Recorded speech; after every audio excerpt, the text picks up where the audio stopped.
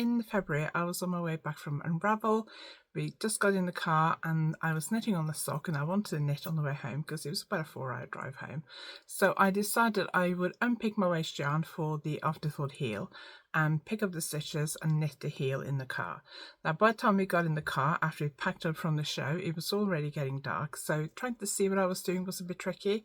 I have a neck light which I hadn't brought, and I tried to put the light on inside the car, which my husband wasn't happy with. So I was trying to pick up the stitches and knit the afterthought heel in the dark. As you can imagine, it didn't go that well. When I got home, I checked the heel and I thought that at the sides of the heel it was a little bit gappy, but I thought, well, I can fix that. And then a couple of weeks ago when I was filming my podcast, I looked at the heel and I noticed that I actually dropped a stitch right where the heel joined the rest of the sock. So in today's tutorial, I'm going to show you how I fixed that drop stitch and how I neatened up the gaps at the sides of my afterthought heel. So I hope you enjoyed today's video.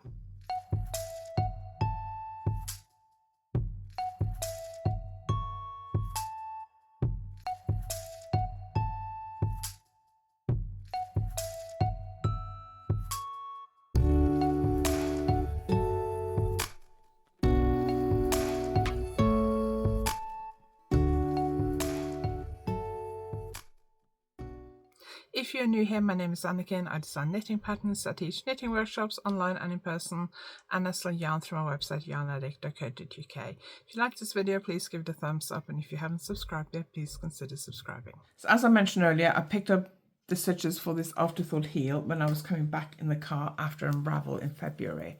So normally I will knit in a piece of waste yarn like that. This is like a nylon thread that's used a lot by machine knitters. It's called a ravel cord. Machine knitters use it a lot, and I have some from my machine knitting days, and I find that really useful to use as a waste yarn because it's quite smooth and it's a bit thinner than my 4-ply yarn. So I knit half around in that, and then when I come to do the afterthought heel, I unpick those stitches and I end up with a row of stitches on the top and at the bottom.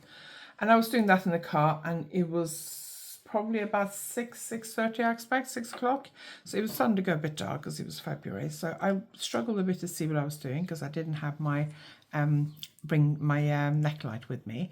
And when I got home, I noticed it was a bit gappy at the side here. So you can see there's a bit of a gap here. I am struggling a bit with the light this morning because I need to film this in the morning, and the light is coming straight in my dining room window. So I apologize if the light is a bit funny. And then I noticed on this side, when I was talking about this in my podcast a couple of weeks ago, that I actually dropped the stitch.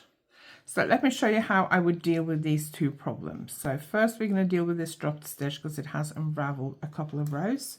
So when I noticed it was dropped, I just got a stitch marker like this and put it through the stitch to stop it unraveling more. And then I'm going to use a crochet hook. So my crochet hook and my sewing needle are both from Lantern Moon, and they are available in my online shop. Now you may want to put your hand inside the sock like that, your left hand if you are right-handed, and your crochet hook in your right hand. So I want to make sure that the loop is open, the stitch is open like an archway, and I'm just going to put my crochet hook straight in with the hook part pointing upwards. So I want to make sure that the arch is open. If you put your hook in with the hook part pointing downwards, when you pull the next strand through, you're going to be twisting it, which means you have to take the hook out and put it back in again the correct way, because it will be the stitch will be twisted. If the stitch is like an archway, so it's open, you put the hook in with the hook part pointing upwards, you can just find the next strand and pull it through, and it's easier if you point your finger in here and then find the next, hang on, that's not the next strand, find the next strand and pull it through. And then I think I'm just going to go into that one just to tighten it up a little bit more. So there. Then you want to make sure that you have a spare bit of yarn, preferably the same as what you're knitting with, and a sewing needle. So I've just got that ready here. So I'm going to take the crochet hook out, put my sewing needle through there and just thread the yarn through like that. So you can use this anytime you find out you've dropped a stitch that you discover after you finish knitting. I have done several tutorials like this where I show you what I do when I find a dropped stitch after I finish knitting, and it tends to, for some reason, be on socks. I don't know why, but it tends to quite often be on socks. So my stitch is now secure, and I want to go through this hole to the back, and then I've still got a little bit of a hole there, so I need to close that up. So let's just go to the inside of the sock. So there we go. I'm going to go into this hole next to the stitch. There we go. And now I'm going to use this yarn I need to weave this yarn in to secure that stitch, but I also need to close up that hole. So if I split these two, now this lantern moon needle has got a big loop on the end, so I can get 2 strands through. So that's why I put the 2 strands through to the inside of the sock at the same time. If you're using like a regular wool needle that's thinner, you may have to do 1 strand at a time. I will quite often put my hand on the inside to make sure I only go through 1 layer of the sock. So you don't put your needle through this layer and this layer, because then you will stitch your socks together, and that would not be a good idea. So I have a little bit of a hole here, so I'm going to use this to stitch up that hole. The other thing I could do would be to undo my heel and re-knit the heel, which wouldn't take very long, but I don't want to do that. So I'm going to do this instead. So exactly what you do depends on personal taste, I guess. But I'm going to go through here. So you don't need to copy exactly what I'm doing. You just need to go across this hole. And you don't want to go across too many times, because then you'll end up with a thick bit. Then I'm going to go across there. With this yarn, because it's variegated and self-striping, it's like a mild yarn where 2 colours are applied together. So even though this isn't the exact colour used for the heel, it matches this colour here, I guess. That doesn't really matter too much because it's all mixed anyway. If it's a solid colour or one that has more distinct stripes, you have to be a bit more careful that you use the same colour as you used for the knitting. So I think that's okay. So I'm going to now weave in this end. So I'm going to go across here. Let me just find my thumb. So I will usually just find a row of stitches and go into 1/2 of the stitch. This needle is a little bit thicker than it's 2.75, and the needles I use for knit my socks were 2.5. So it's a good idea to use a sewing needle that's thinner than your knitting needle. But I do really like this sewing needle, so I'm using it, and it's only a tiny bit thicker. But be a bit careful if you are using a sewing needle that's thicker than your knitting needle, so that it doesn't stretch your stitches. So I've gone a few stitches over this way, and then I'm going to go a few stitches back. So I'll just choose the row above or below and go into the purl bumps about halfway back. And I can't. It's also quite difficult to see what I'm doing because I'm sitting with my arm. My camera is here, my tripod is here, so I'm sitting with my arms around the tripod, which makes it difficult to actually see what I'm doing. There we go, happy with that. Then I'm going to snip that. This yarn is also a bit kind of a sticky yarn. It's not super soft and slippery, so these ends will felt a little bit into the fabric as the socks are being worn. And then I'm going to do the other neat yarn. So we're going to go here. So let's just make sure we haven't got a hole. So I think that's okay. I'm going to go into here. I'm just going to reinforce this bit a little bit here. There's not actually a hole there, but I just feel like it's a little bit thin and a little bit loose. I'm going to go into there as well, just to kind of reinforce that a little bit. There we go. And then I'm going to weave this end in, going in this direction.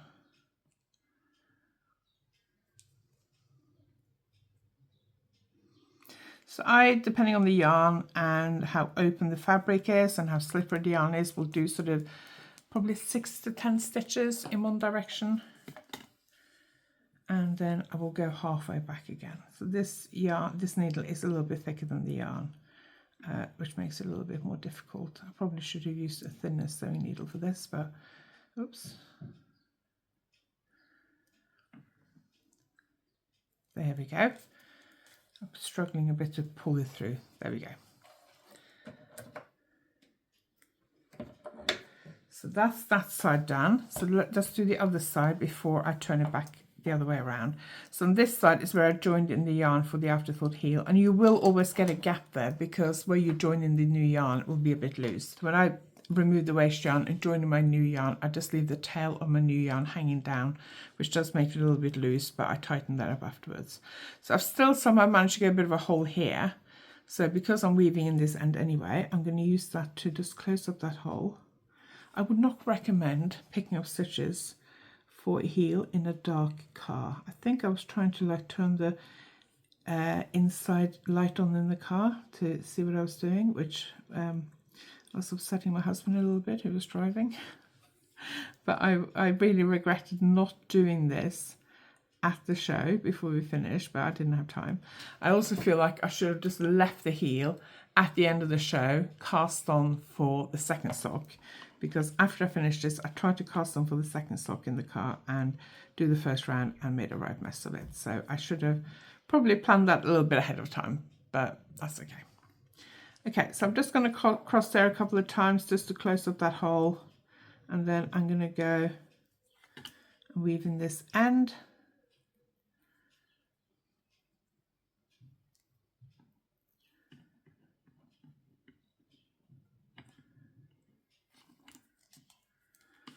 Go a few stitches over and then a few stitches back again, like that. There we go, and then snip that off, and then I've got a few other ends to weave in as well, but I'll do those off camera in a minute. So let's just turn this back in the right way out and have a look at it and see what it looks like now.